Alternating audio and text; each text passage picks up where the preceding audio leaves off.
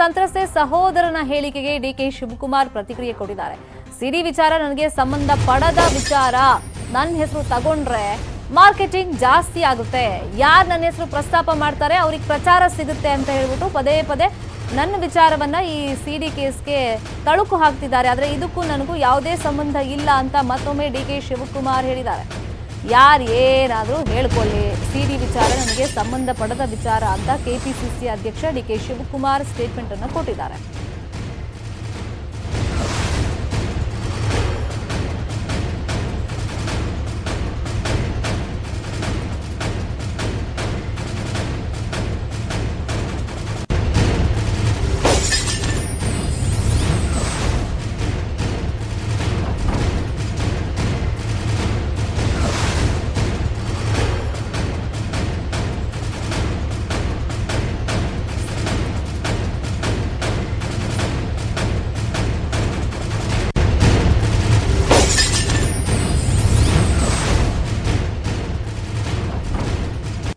ಈ ಬಗ್ಗೆ ಮಾತಾಡೋದಕ್ಕೆ ಸುಪ್ರೀಂ ಕೋರ್ಟ್ನ ವಕೀಲರಾಗಿರುವಂತಹ ಸಂಕೇತ್ ಏಡಗಿ ಅವರು ನಮ್ಮ ಜೊತೆ ಫೋನ್ ನಲ್ಲಿ ಜಾಯ್ನ್ ಆಗಿದ್ದಾರೆ. ಸರ್ ನಮಸ್ತೆ. ನಮಸ್ಕಾರ ಸರ್, ಸಾಕಷ್ಟು ಈಗ ಟ್ವಿಸ್ಟ್ ಸಿಗ್ತಾ ಇದೆ. ಆ ಯುವತಿ ಬಂದ ಮೇಲೆ ಹೇಳಿಕೆಗಳನ್ನ ಕೊಟ್ಟ ಮೇಲೆ ಒಂದು ಕುತೂಹಲ ಸಾಮಾನ್ಯ ಜನಕ್ಕಿರೋದು ಸರ್. ಇವಾಗ ಆಕೆ ಹೇಳಿರೋದು ಈ ಅತ್ಯಾಚಾರ ತನ್ನ ಮೇಲೆ ಆಗಿ ಲೈಂಗಿಕ ದೌರ್ಜನ್ಯ ಆಗಿ ತುಂಬಾ ದಿನಗಳು ಕಳೆದು ಹೋಗಿದೆ ಅಂತ. ಸೊ ಈ ಹಂತದಲ್ಲಿ ಈ ಜೈವಿಕ ಸಾಕ್ಷಿಗಳು ಅಂತ ನಾವೇನ್ ಕರಿತೀವಿ, ಈ ಬಯಾಲಜಿಕ್ ಸಾಕ್ಷಿ ಅಂತ, ಸೊ ಅದು ಲಭ್ಯವಾಗೋದು ಈ ಹಂತದಲ್ಲಿ ಈಸಿ ಇದೆಯಾ? ಲಭ್ಯವಾಗುವಂತ ಚಾನ್ಸಸ್ ಎಷ್ಟು ಮಟ್ಟಿಗಿರುತ್ತೆ ಅಂತ ನೋಡಿ. ಅವಳು ಆ ಘಟನೆ ಆದ ಸ್ಥಳದಲ್ಲಿ ಘಟನೆ ಆದಾಗ ಬಳಸಿರುವ ಬಟ್ಟೆಗಳು, ಆ ಬಟ್ಟೆಯ ಮೇಲೆ ಕೆಲವೊಂದು ಮಾರ್ಕ್ ಇರ್ತವೆ, ಅಥವಾ ಬಟ್ಟೆಯನ್ನು ವಾಶ್ ಮಾಡದೆ ಹೋಗಿದ್ರೆ ಅಥವಾ ಕ್ಲೀನ್ ಮಾಡದೆ ಹೋಗಿದ್ರೆ ಅದರಲ್ಲಿ ಕೆಲವೊಂದು ಸಾಕ್ಷ್ಯಾಧಾರಗಳು ಸಿಗ್ತವೆ. ಅದನ್ನೆಲ್ಲಾನು ಕಲೆಕ್ಟ್ ಮಾಡ್ತಾ ಇರ್ತಾರೆ. ಒಂದು ಪ್ಲಸ್ ಅದ್ರ ಮೇಲೆ ಫಿಂಗರ್ ಪ್ರಿಂಟ್ಗಳು ಮತ್ತೊಂದು ಎಲ್ಲ ಇರ್ತವೆ. ಅವ್ರದ್ದು ಏನಾದ್ರು ಅಂದ್ರೆ ಏನಾದ್ರು ಗಿಫ್ಟ್ ಕೊಟ್ಟಿದ್ರೆ ಅಥವಾ ಅವ್ರ ಕೈಯಿಂದ ಯಾವ್ದಾದ್ರು ವಸ್ತು ಬಂದಿದ್ರೆ ಅದಕ್ಕೆ ಸಂಬಂಧಪಟ್ಟಂತದ್ದು ಎಲ್ಲ ಮಾಹಿತಿ ಇರ್ತದೆ. ಅಥವಾ ಅವ್ರು ಏನಾದ್ರು ಮೆಸೇಜ್ ಗಳನ್ನ ಕಳಿಸಿದ್ರೆ ಅಥವಾ ಏನಾದ್ರು ಒಂದು ಮೊಬೈಲ್ ಆಗ್ಲಿ ಅಥವಾ ಕಮ್ಯುನಿಕೇಶನ್ಸ್ ಏನಾಗಿದ್ರೆ ಹಾಕಿದ್ರೆ ಅದಕ್ಕೆ ಸಂಬಂಧಪಟ್ಟಂತ ಎಲೆಕ್ಟ್ರಾನಿಕ್ ಎವಿಡೆನ್ಸ್ ಗಳು ಇರಬಹುದು. ಹಾಗಾಗಿ ಅವಳ ಹತ್ರ ಏನೇನೋ ಈ ಘಟನೆಗೆ ಸಂಬಂಧಪಟ್ಟಂತ ಘಟನೆಗೆ ಸಾಕ್ಷಿಯಾಗುವಂತ ಯಾವ್ಯಾವ ವಸ್ತುಗಳಿದಾವೆ ಅವನ್ನೆಲ್ಲಾನು ಅಲ್ಲಿ ತೋಡ್ತಾರೆ. ಮತ್ತೆ ಅವಳು ಅಲ್ಲಿ ವಾಸವಾಗಿರೋದ್ರಿಂದ ಆ ಲೊಕೇಶನ್ ಪರ್ಟಿಕ್ಯುಲರ್ ಲೊಕೇಶನ್ ಅನ್ನ ಅವರು ನೋಟ್ ಮಾಡ್ಕೊಂತಾರೆ. ಅಂದ್ರೆ ಅದು ಪರ್ಟಿಕ್ಯುಲರ್ ಲೊಕೇಶನ್ ಎಲ್ಲಿ ವಾಸವಾಗಿದ್ಲು, ಯಾವ ವಾಸ ಸ್ಥಳದಲ್ಲಿ ಇದ್ದಾಗ ಅವಳಿಗೆ ಕಾಲ್ ಬರ್ತಿತ್ತು, ಆ ಲೊಕೇಶನ್ ಈ ಟವರ್ ಲೊಕೇಶನ್ ಎಲ್ಲ ಚೆಕ್ ಮಾಡಿ ನೋಡ್ತಾರೆ. ಅಂದ್ರೆ ಅವಳು ಹೇಳ್ತಾ ಇರೋದು ಅಲ್ಲಿ ಇದ್ದಾಗ ಅಲ್ಲಿ ಫೋನ್ ಬರ್ತಿತ್ತು ಅಂತ ಏನ್ ಹೇಳ್ತಿರ್ತಾಳೆ, ಆ ಲೊಕೇಶನ್ ಇದೆಲ್ಲ ಕಂಪೇರ್ ಆಗತ್ತಾ ಏನೋ ಅನ್ನೋದ್ರ ಬಗ್ಗೆ ಕೆಲವೊಂದು ಹೋಲಿಕೆ ಮಾಡ್ತಿರ್ತಾರೆ. ಅಲ್ಲಿ ಎಲ್ಲ ಜಾರಕಿಹೊಳಿ ಅವರು ನನ್ನನ್ನ ಕರೆಸ್ಕೊಂಡಿದ್ರು ಅಂದಾಗ ಇಬ್ರು ಟವರ್ ಲೊಕೇಶನ್ ಸೇಮ್ ಪಾಯಿಂಟ್ ಅಲ್ಲಿ ಇದೆಯಾ, ಅದು ಕೂಡ ಒಂದು ಟೆಕ್ನಿಕಲ್ ಎವಿಡೆನ್ಸ್ ಆಗ್ಬೋದು. ಫೋನ್ ಮಾಡಿದಾಗ ಯಾವ ಸ್ಥಳದಲ್ಲಿ ಇದ್ಲು, ಅವಳಿಗೆ ಫೋನ್ ಬಂದಾಗ ಯಾವ ಸ್ಥಳದಲ್ಲಿ ಇದ್ಲು, ಅಥವಾ ಇಲ್ಲಿಂದ ಅವಳು ಎಷ್ಟೊತ್ತಿಗೆ ಹೋಗ್ತಿದ್ಲು ಎಷ್ಟೊತ್ತಿಗೆ ಬರ್ತಿದ್ಲು, ಟವರ್ ಲೊಕೇಶನ್ಸ್ ಎಲ್ಲ ಅದನ್ನ ಕಂಪೇರ್ ಮಾಡ್ತಾ ಇರ್ತಾರೆ. ಈಗ ಬಹಳ ಮುಖ್ಯವಾಗಿ ಸರ್, ಒಂದು ಟ್ವಿಸ್ಟ್ ಸಿಕ್ಕಿದೆ. ಯುವತಿ ಪೋಷಕರು ಹೈಕೋರ್ಟ್ ಹೋಗಿರೋದು. ಈಗ 164 ಅಡಿಯಲ್ಲಿ ಆಕೆ ಸ್ಟೇಟ್ಮೆಂಟ್ ಕೊಟ್ಟಿದ್ದಾಳೆ, ಅದನ್ನು ಕನ್ಸಿಡರ್ ಮಾಡಬಾರ್ದು, ಯಾವುದೋ ಒತ್ತಡದಲ್ಲಿ ಆಕೆ ಹೇಳಿಕೆ ಕೊಟ್ಟಿದ್ದಾಳೆ ಅಂತ ಯುವತಿ ತಂದೆ ಇದೀಗ ಹೈಕೋರ್ಟ್ ಮೆಟ್ಲನ್ನು ಹತ್ತಿರೋದ್ರಿಂದ ಏನಾದರೂ ಈ ಇಂಪಾರ್ಟೆನ್ಸ್ ಸಿಗುತ್ತಾ ಈಗ ಪೋಷಕರ ಒಂದು ಅರ್ಜಿಗೆ? ನೋಡಿ, ಸುಪ್ರೀಂ ಕೋರ್ಟ್ ಗೈಡ್ಲೈನ್ಸ್ ಪ್ರಕಾರನೇ ಅವರು ಮ್ಯಾಜಿಸ್ಟ್ರೇಟ್ ಅವರ ಸ್ಟೇಟ್ಮೆಂಟ್ ಅನ್ನು 164 ಕೆಳಗಡೆ ರೆಕಾರ್ಡ್ ಮಾಡಿದ್ದಾರೆ. ಹೌದು. ಸ್ಟೇಟ್ಮೆಂಟ್ ನ ರೆಕಾರ್ಡ್ ಮಾಡೋಕ್ಕಿಂತ ಪೂರ್ವದಲ್ಲಿ ಮ್ಯಾಜಿಸ್ಟ್ರೇಟ್ ಅವಳಿಗೆ ಕಂಪ್ಲೀಟ್ ಆಗಿ ಮೆಂಟಲ್ ಟೆಸ್ಟ್ ಅನ್ನ ತಗೊಂತಾರೆ. ಅಂದ್ರೆ ಅವಳು ಮೆಂಟಲಿ ಸ್ಟೇಬಲ್ ಇದ್ದಾಳ, ಅವಳು ನಾರ್ಮಲ್ ಇದ್ದಾಳ, ಯಾವುದೇ ಒತ್ತಡಕ್ಕೊಳಗಾಗಿದ್ದಾಳ ಅಂತೇಳಿ ಎಲ್ಲಾ ಪರಿಶೀಲಿಸಿದ ನಂತರ ಮ್ಯಾಜಿಸ್ಟ್ರೇಟ್ ಗೆ ಕನ್ವಿನ್ಸ್ ಆಗುತ್ತೆ ಅವಳು ನಾರ್ಮಲ್ ಇದ್ದಾಳೆ ಅಂತ. ಆ ಸ್ಥಳದಲ್ಲಿ ಆ ಪರಿಸ್ಥಿತಿಯಲ್ಲಿ ಇದ್ದಾಗ ಮಾತ್ರ ಅವಳು ಸ್ಟೇಟ್ಮೆಂಟ್ ಅನ್ನ ರೆಕಾರ್ಡ್ ಮಾಡಲಾಗ್ತದೆ. ಆ ಮ್ಯಾಜಿಸ್ಟ್ರೇಟ್ ಏನ್ ಕನ್ವಿನ್ಸ್ ಆಗಿರ್ತಾರೆ, ಯಾವ ವಿಚಾರಕ್ಕೆ ಕನ್ವಿನ್ಸ್ ಆಗಿರ್ತಾರೆ ಅದನ್ನ ಪ್ರಶ್ನಿಸೋ ಹಕ್ಕು ಯಾರಿಗೂ ಇಲ್ಲ. ಯಾಕೆಂದ್ರೆ ಮ್ಯಾಜಿಸ್ಟ್ರೇಟ್ ಯಾವುದೇ ಪಾರ್ಟಿಗೆ ಮತ್ತೊಂದಕ್ಕೆ ಸಂಬಂಧಪಟ್ಟವರಲ್ಲ, ಇಂಡಿಪೆಂಡೆಂಟ್ ಆಗಿ ಅವ್ರು ಎಕ್ಸಾಮಿನ್ ಮಾಡ್ತಾರೆ.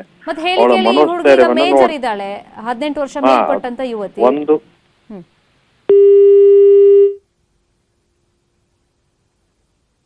ಸಂಪರ್ಕ ಕಡಿತ ಆಗಿದೆ ಅನ್ಸುತ್ತೆ. ಮತ್ತೆ ಅವರನ್ನ ಕಾಂಟ್ಯಾಕ್ಟ್ ಮಾಡಿ ಹೆಚ್ಚಿನ ಇನ್ಫಾರ್ಮೇಶನ್ ತಗೊಳ್ಳೋಣ.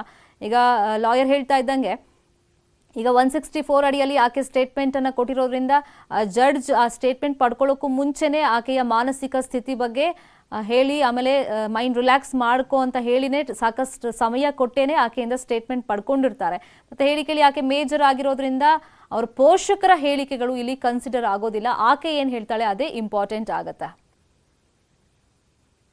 ಈ ಬಗ್ಗೆ ಮಾತಾಡೋದಕ್ಕೆ ವಿಧಿ ವಿಜ್ಞಾನ ತಜ್ಞರಾಗಿರುವಂತಹ ದಿನೇಶ್ ರಾವ್ ಅವರು ನಮ್ಮ ಜೊತೆ ಲೈನ್ ಅಲ್ಲಿ ಜಾಯ್ನ್ ಆಗಿದ್ದಾರೆ. ಸರ್ ನಮಸ್ತೆ.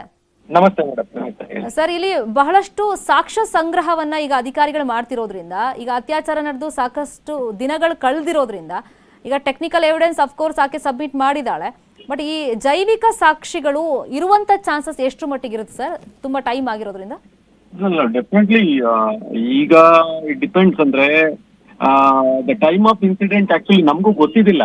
ಹೌದು. ಬಟ್ ಎಕ್ಸಾಕ್ಟ್ ಟೈಮ್ ಅವ್ರಿಗೆ ಗೊತ್ತಿ ಆದ್ರೂ ನಮ್ಗೆ ಪ್ರೈಮಾ ಫೇಸ್ ನಮ್ಗೆ ಅನ್ಸುತ್ತೆ it is more than few months ಅಂತ. ಸೊ ಆ ತರ ಇರೋದ್ರಿಂದ ಅಲ್ಲಿರ್ತಕ್ಕಂತ ಬಟ್ಟೆಗಳು ಆಗ್ಲಿ, I don't think it has got any evidential value. It is most unlikely. But ಏನಾದ್ರೂ ಇವರು ಆ ಇನ್ಸಿಡೆಂಟ್ ನಡೆದ ಮೇಲೆ ಅಲ್ಲಿ ಏನಾದ್ರೂ ಆ ಬಟ್ಟೆಗಳನ್ನ ಏನಾದ್ರೂ ಇಟ್ಟಿದೀನಿ ಅಂತ ತೋರ್ಸಿದ್ರೆ definitely they can collect. That will be a very good evidence. ಆ ಬಟ್ಟೆ ಆಗ್ಲಿ, ಬೆಡ್ಶೀಟ್ ಆಗ್ಲಿ, ಅದೆಲ್ಲ ನಾನು ಕಲೆಕ್ಟ್ ಮಾಡಿದೀನಿ, ನಾನು ಇಟ್ಟಿದ್ದೀನಿ ನೋಡಿ, ಈ ರೂಮ್ ಅಲ್ಲಿ ಇಟ್ಟಿದ್ದೀನಿ, ಈ ಜಾಗದಲ್ಲಿ ಇಟ್ಟಿದ್ದೀನಿ ಅಂತ ತೋರಿಸಿದ್ರೆ ದೆನ್ ದೇ ಕ್ಯಾನ್ ಮಾರ್ನರ್ ಟೈಮ್ ಅಲ್ಲಿ they can retrieve from there. So that is the only possibility. ಅದು ಬಿಟ್ಟು ಬೇರೆ ಬಟ್ಟೆಗಳನ್ನೆಲ್ಲ ತಗೊಳ್ಳೋದು definitely doesn't have any relevance.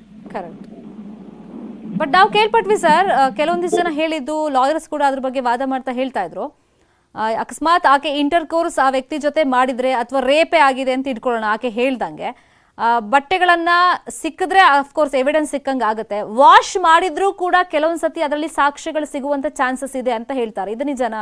ಆಗಿದೆ ಅಂದ್ರೆ ನಾನು 100 ಕೇಸ್ ಮಾಡಿದೀನಿ, ಅದರಲ್ಲಿ ಈ ತರ ಇದು ಬಂದಿಲ್ಲ. ಬಟ್ ಒಂದು ಹೊರದೇಶದಲ್ಲಿ ಒಂದು ರಿಸರ್ಚ್ ಪಬ್ಲಿಕೇಶನ್ ಮಾಡಿದ್ದಾರೆ, ಅದರಲ್ಲಿ ಇದೆ ಅಂತ ತೋರಿಸಿದ್ದಾರೆ. That is study material but not A crime material. I don't know, ಯಾಕಂದ್ರೆ ನನಗೂ ಕೋರ್ಟ್ ನಲ್ಲಿ ಇದ್ರ ಬಗ್ಗೆ ಕೇಳಿದಾಗ I didn't agree with that research. ಯಾಕಂದ್ರೆ ಪ್ರಾಕ್ಟಿಕಲಿ ಸ್ಪೀಕಿಂಗ್ ದ ಸಮನಲ್ ಫ್ಲೂಯಿಡ್ ಅಂತ ಏನ್ ಹೇಳ್ತಿದ್ವಿ, ಸೆಕ್ರೆಟೆಡ್ ಫ್ರಮ್ ದೋಸ್ ಪ್ರಾಸ್ಟೆಟಿಕ್ ಗ್ಲ್ಯಾಂಡ್ಸ್, ಅದು plus the ಸೆಮನ್ it self this is A biological material. ಈ ಕೆಮಿಕಲ್ಸ್ ಫ್ರಮ್ ದ ಸೋಪ್ ಆಗ್ಲಿ, ಡಿಟರ್ಜೆಂಟ್ ಆಗ್ಲಿ, that will definitely destroy the specimen.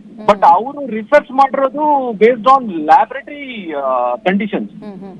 So ಅದಕ್ಕೂ I don't think it should be taken in so seriously ಅಂತ ಅನ್ಸುತ್ತೆ. ಯಾಕಂದ್ರೆ wash ಮಾಡಿದ್ಮೇಲೆ stamen ಇಡೋದು it's very unlikely.